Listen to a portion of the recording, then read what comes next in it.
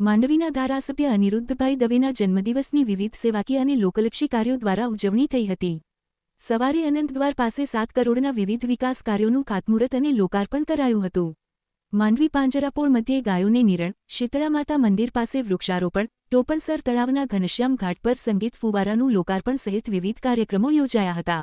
માંડવી નગર સેવા સદનના અધ્યક્ષ હરેશભાઈ વિંજોડા, શહેર ભાજપ પ્રમુખ દર્શન ગોસ્વામી, કમલેશ ગઢવી, તાલુકા પંચાયત પ્રમુખ કેવલભાઈ ગઢવી, રાણસીભાઈ ગઢવી, મુકેશ જોશી, કિશનસિંહ જાડેજા, પારસ સંઘવી, મેહુલ શાહ, લક્ષ્મીચંદ ફૂફલ, ભાવેશ સાધુ, ભરત જોશી, હનીફ જત, રાજેશ કાનાણી, લાંતિક શાહ, સુજાતાબેન ભાયાણી, કાશ્મીરાબેન રૂપારેલ, ભારતીબેન વાળા, નેહાબેન ગઢવી, જીગર ધાયાણી, નરેન સોની, જિગ્નેશ કષ્ટા, પંકજ ગોર વગેરે બહોળી સંખ્યામાં ઉપસ્થિત રહ્યા હતા।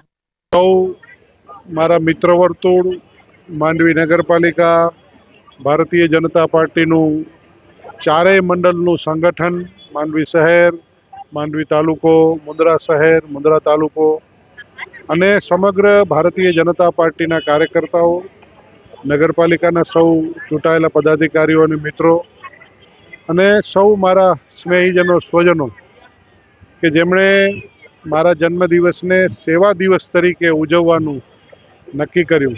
એ પૈકી આજે સવારથી વિવિધ 14-15 કાર્યક્રમો થયા, જેની અંદર લોકોની સુખાકારીમાં વધારો થાય ત્યાંથી પ્રારંભ કરી અને ગૌસેવા, પાંજરાપોળની ગૌસેવા હોય, વૃક્ષારોપણ હોય, બાવરી સમાજ, મારવાડી સમાજના બાળકોને ગરમ નાસ્તો હોય, એક પગલું સંસ્થા અને અનુસૂચિત જાતિ મોરચાના સૌ કાર્યકર્તા મિત્રો સાથે નિરાધાર લોકોને ભોજન હોય, જૈન આશ્રમની અંદર જે વડીલો છે, દિવ્યાંગો છે એમનું હોય, ત્યાં બહેનો છે એમના માટેનું ભોજન હોય, ત્યાં બાળકોને સેવા વસ્તીમાં, સથવારા સમાજના સેવા વસ્તીમાં બાળકોને નાસ્તાનું ભોજન હોય, અંધપંગ માનવ શાળાની અંદર ભોજન હોય કે અન્ય જલારામ સેવા ટ્રસ્ટ મારફતનું ભોજન હોય।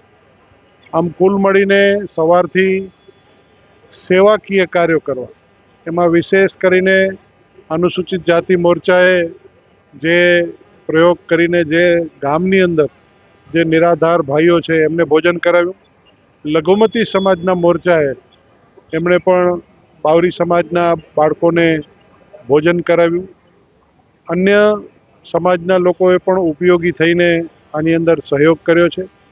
વિશેષ ઘટના એક એ રહી કે અનુસૂચિત જાતિ સમાજની મારી બહેનો દીકરીઓ, 10-11 બહેનો દીકરીઓને આપણા અહીંયાના રિલાયન્સ મોલની અંદર લઈ જઈને એમને એમની ગમતા શાળાએ ભણવા જવા માટેના દફતર અને કપડાં એની ખરીદી કરવામાં આવી, જેનો આનંદ હતો।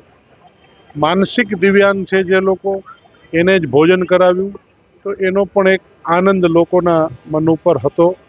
તો કહેવાનો ભાવાર્થ છે કે કુલ મળીને સેવા થાય, તો એ સેવા તરીકે ઉજવવું એ ઉપયોગી છે।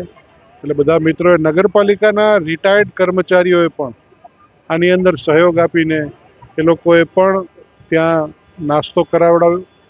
તો કહેવાનો ભાવાર્થ છે કે આખો દિવસ જે યાદગાર રીતે સૌ મિત્રોએ મનાવ્યો છે એમનો હું ખૂબ ઋણી છું અને આભાર વ્યક્ત કરું છું કે આપણે સૌ સમાજના નીચલા વર્ગ સુધી જઈને એનો સેવા થાય, બાળકોને પણ ઉપયોગી થઈએ એ પ્રકારેનું થાય। લોકોની સુખાકારી માટે માંડવી નગરપાલિકાએ સવારે અનંત દ્વારથી, કારણ કે અહીંયા આપણો માંડવીનો વિનફાર્મ બીચ ઉપર ખૂબ લોકો આવે છે, તો એ રસ્તાનું આખું રિસર્ફેસિંગનું કામ કર્યું છે। આજે અહીંયા તળાવમાં પણ તમે સૌ કોઈ જોઈ રહ્યા છો, મારી પાછળ સુંદર મજાનો રંગીન ફુવારાનું પણ અહીંયા લોકાર્પણ કર્યું છે। વિવિધ અનેક પ્રકારના કામો માંડવીની બહાર ભુજવાડી ઓક્ટ્રોયથી કરીને VRTI સુધીના રસ્તાને પહોળો કરવાની કામગીરી ચાલી રહી છે, એનો પ્રારંભ પણ આજે કરાયો છે। માંડવી નગરની અંદરની કેટલીક સોસાયટીઓમાં રિસર્ફેસિંગના કામોનો પણ આજે પ્રારંભ કરાવ્યો છે। તો કુલ મળીને જન સુખાકારી અને સેવા વસ્તીના લોકોને સહયોગ કરી શકીએ, ઉપયોગ થઈ શકાય એ પ્રકારે સેવાભાવ સાથે અને આપણી સનાતન સંસ્કૃતિની ગૌ માતા એ ગૌ માતાના પણ સેવા સાથે આજનો આ જન્મદિવસ ઉજવાયો હતો. એટલે સૌ મિત્રનો ફરીથી ખૂબ ખૂબ અનુમોદના સાથે ધન્યવાદ વ્યક્ત કરું છું, આભાર વ્યક્ત કરું છું. આપના માધ્યમથી મને સોશિયલ મીડિયા ઉપરથી પણ જે પણ મિત્રોએ, શુભેચ્છકોએ, હિતચિંતકોએ, પરિવારજનોએ જે શુભકામનાઓ પાઠવી છે એમનો પણ હું હૃદયપૂર્વકનો આભાર વ્યક્ત કરું છું. વ્યક્તિગત એકને મળવાનો પ્રયાસ કરીને આભાર પણ માનતો રહેતો હોઉં છું, પણ છતાં પણ કોઈ છૂટી જતું હોય તો આપના માધ્યમથી પણ હું આભાર માની લઉં છું.